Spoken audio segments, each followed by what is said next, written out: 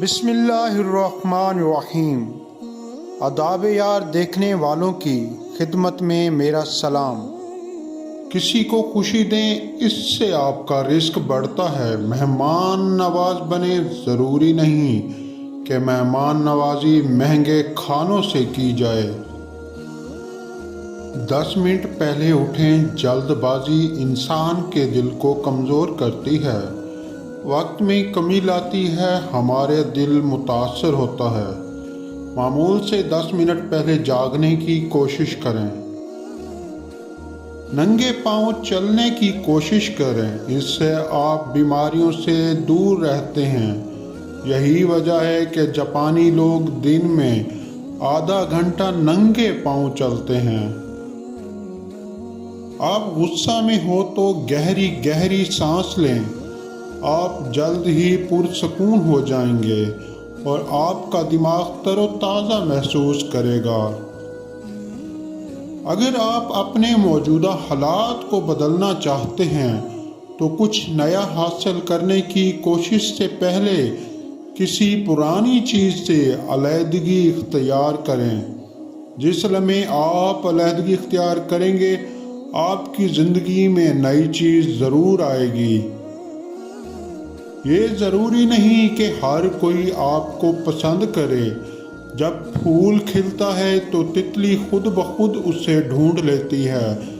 جب درخت اگتے ہیں تو پرندے خود ہی شاخوں پر آتے ہیں۔ جب پتے مرجھا جاتے ہیں تو پرندے خود ہی اڑ جاتے ہیں۔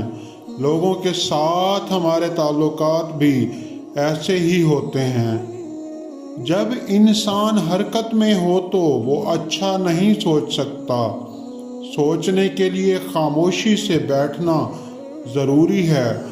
ہمارے پاس صرف ایک دماغ ہے اور جب ہمارا ذہن حرکت کی طرف متوجہ ہو تو ہمارے لیے غور و فکر کرنا مشکل ہو جاتا ہے۔ سونے سے 6 منٹ پہلے اپنے دماغ کو ہر قسمی سوچ سے خالی کریں۔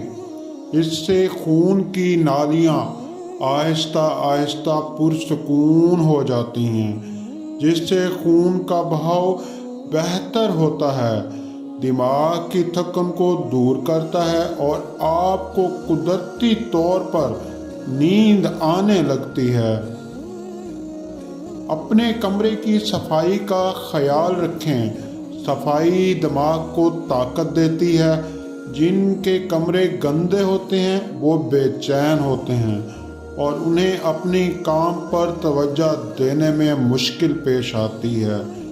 آپ کا کمرہ ایک آئینہ ہے جو آپ کی اندرونی ذہانت کو ظاہر کرتا ہے۔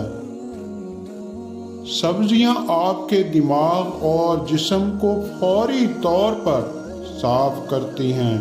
خوراک ہی ہے جو آپ کے جسم اور دماغ دونوں کو صحت مند بناتی ہے، لہٰذا سبزیاں زیادہ سے زیادہ کھائیں۔